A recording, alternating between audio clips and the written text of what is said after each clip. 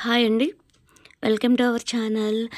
మా ఊరిలో ఎంతో ప్రాముఖ్యత కలిగిన అంకమ్మ తల్లి ఆలయానికి సంబంధించిన వార్షికోత్సవాలు చాలా ఘనంగా నిర్వహించడం జరిగింది. గత నెలలో అమ్మవారికి సంబంధించిన కార్యక్రమాలు ఎంతో మహోన్నతంగా జరుపుకోవడం జరిగింది.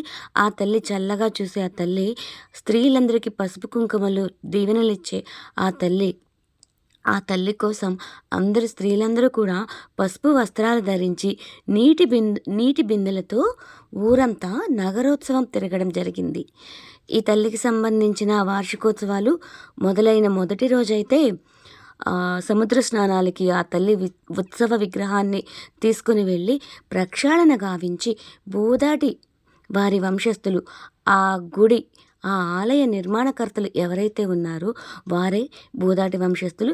వారు పూజా కార్యక్రమాలు నిర్వహించారు.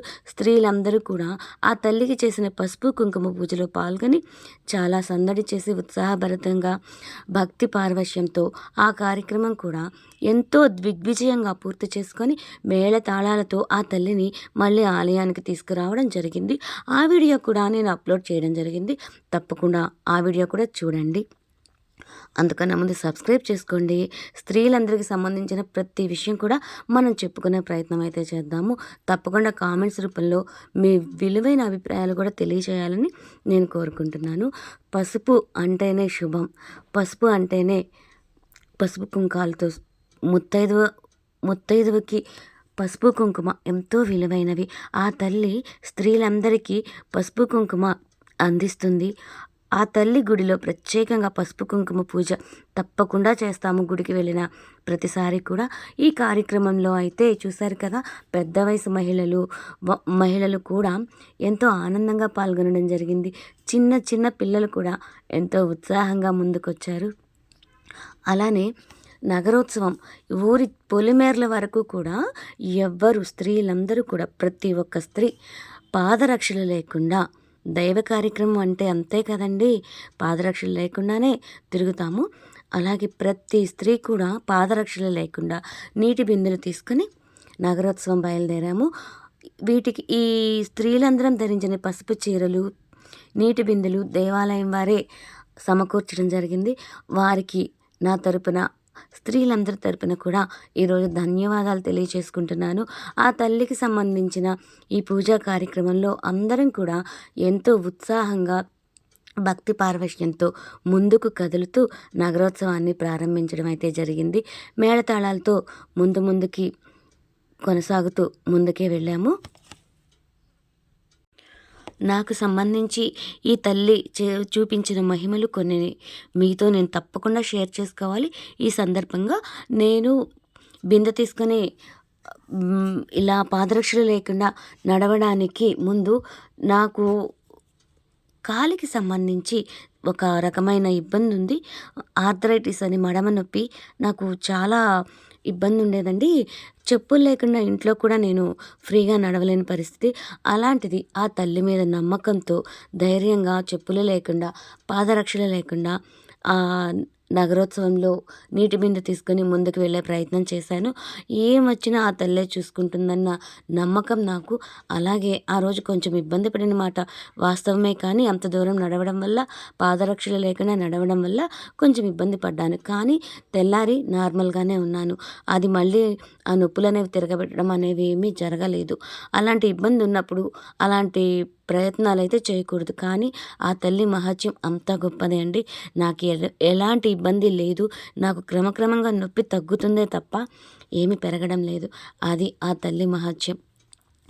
అలా ఊరేగింపు ముందుకు సాగుతూ ఉండగా మధ్యలో మహిళలందరూ కూడా ఆ అంకమ్మ తల్లికి తమ పూలు, పళ్ళు అన్నీ కూడా, కొబ్బరికాయ అవి సమర్పించుకుంటూ పసుపు నీళ్ళు ఆ తల్లి వెళ్ళే వాహనానికి ఎదురుగా పసుపు నీరు వారుగా పోయడం, అలా చేయడం జరుగుతూ ఉంది. ప్రతి చోట కూడా మహిళలందరూ కూడా పూజా కార్యక్రమాల్లో చాలా సంతోషంగా పాల్గొన్నారు.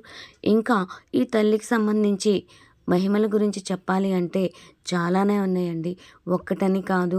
నా వరకు నా జీవితంలో జరిగిన ఒక అద్భుతమైతే మీతో ఈ సందర్భంగా షేర్ చేసుకోవాలని నేను అనుకుంటున్నాను. నాకు కొంచెం ఆలస్యంగానే ప్రెగ్నెన్సీ అనేది రావడం జరిగింది. ఆ గుడికి సంబంధించి చాలామందికి స్త్రీలకి పూనకం అనేది వచ్చేది. ఆ తల్లి వారిలో ప్రవేశించి ఏదైనా ఆమె చెప్పాలనుకున్నది వారి ద్వారా చెప్పించేది. అలాగే మా అమ్మమ్మ గారు ఒక ఆవిడ పెద్దావిడ. ఆవిడకి తరచుగా ఇలా అమ్మవారు వచ్చేది పూనకం రూపంలో. అప్పుడు నాకు ప్రెగ్నెన్సీ వచ్చిన తర్వాత మా అమ్మగారు వెళ్ళి గుడికి వెళ్ళినప్పుడు మా అమ్మమ్మ గారికి అమ్మవారు పూనకం రూపంలో వచ్చారు. అప్పుడు ఆమె కాళ్ళు పట్టుకొని అడగగా, అమ్మాయికి అంతా బానే జరుగుతుంది, పుట్టబోయేది ఆడపిల్లే అని చెప్పింది. అమ్మవారు ఆమె రూపంలో అమ్మకి వాక్కు వినిపించడం జరిగింది. అమ్మ వచ్చి నాకు చెప్పింది. అప్పుడు నేను అనుకున్నాను, నేను నమ్మాను. కానీ ఒక్క 30% ఎక్కడో అది నిజమా? ఇది డాక్టర్సే చెప్పగలిగిన విషయం కదా! అమ్మవారికి ఎలా తెలిసింది అని ఒక 30%, ఒక 30% మాత్రం నాకు కొంచెం ఎక్కడో అనుమానం ఉంది. ఆ అనుమానం తీరేలాగా నాకు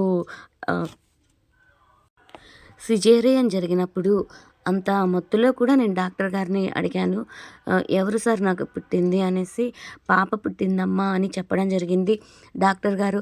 అప్పుడు ఆ క్షణాన ఆ డెలివరీ ఆపరేషన్ బల్ల మీద డెలివరీ జరిగిన ఆ క్షణాన్ని కూడా నేను ఆ తల్లిని తలుచుకున్నాను.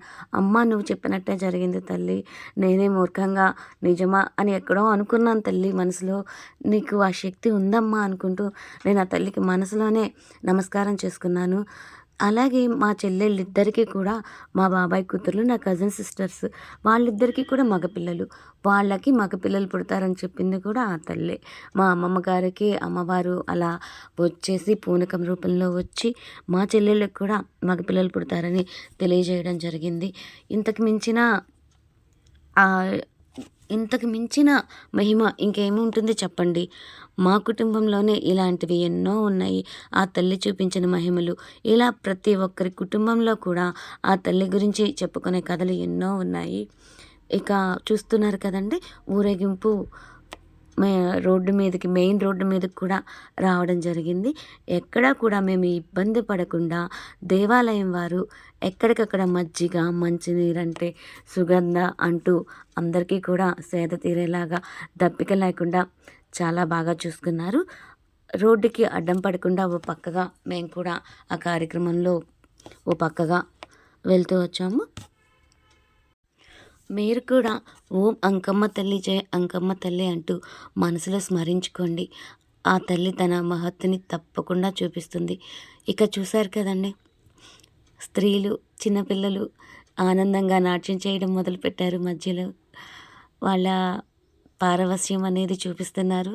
అమ్మవారి ఊరేగింపు సందర్భంగా నీటి బిందెలు పట్టుకొని అందరం కూడా నుంచొని ఉన్నాము.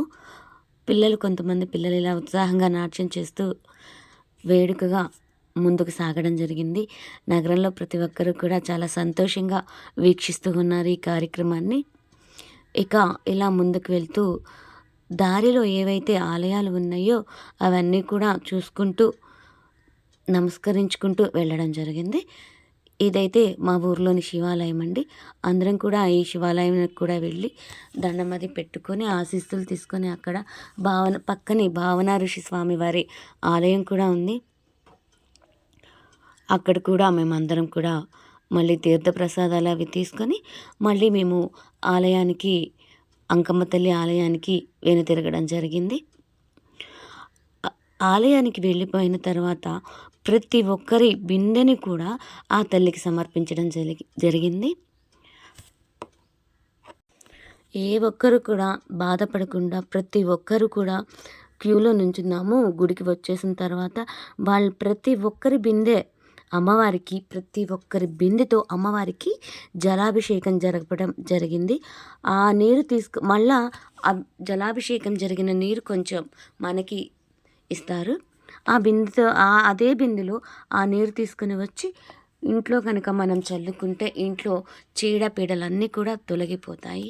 చూసారు కదా, తల్లిని మళ్ళీ ఆలయానికి తీసుకురావడం జరిగింది. స్త్రీలందరము కూడా దాదాపు ఒక గంటన్నర సేపు పట్టిందండి. మళ్ళీ శ్రమ కోర్చి, శ్రమ అనుకోకుండా శ్రమ ఉంటుంది, కానీ ఆ తల్లికి చేసే కార్యక్రమంలో అది మనకి అనిపించదు. ఆ దైవ స్మరణ ముందు ఏమీ అనిపించదు. ప్రతి ఒక్కరూ ఓం అంకమ్మ తల్లి, జై అంకమ్మ తల్లి అనుకుంటూ క్యూలో నుంచొని ఆ తల్లికి జలాభిషేకం చేసేదాకా నిలబడి ఆ జలం తీసుకుని వెళ్ళి ఇంటికి తీసుకుని వెళ్ళి మేమందరం కూడా ఇంటిని కూడా ప్రక్షాళన చేసుకోవడం జరిగింది. ఇదండి మా అంకమ్మ తల్లికి సంబంధించిన జలాభిషేకం కార్యక్రమం. తప్పకుండా వీక్షించారు కదా, అందరికీ కూడా షేర్ చేయండి. ఆ తల్లి మహత్తుని తెలిసేలాగా చేయండి. ఓం అంకమ్మ తల్లి, జై జై అంకమ్మ తల్లి, ఓం అంకమ్మ తల్లి, జై జై అంకమ్మ తల్లి. మన ఛానల్ని అయితే తప్పకుండా సబ్స్క్రైబ్ చేసుకోండి, లైక్ అండ్ షేర్ చేయగలరు.